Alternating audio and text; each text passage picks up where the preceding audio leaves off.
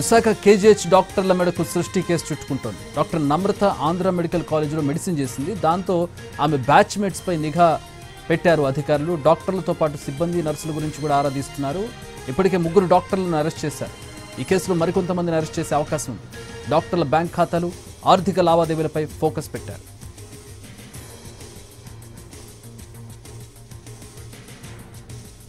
హైదరాబాద్లో తీగలాగితే విశాఖలో డొంక గదిలింది.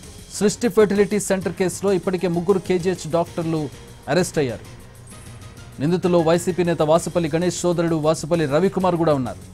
కేజీహెచ్ అనెస్థీషియా విభాగాధిపతి, ప్రసూతి విభాగం అసిస్టెంట్ ప్రొఫెసర్ ఉషాదేవి కూడా ఉన్నారు.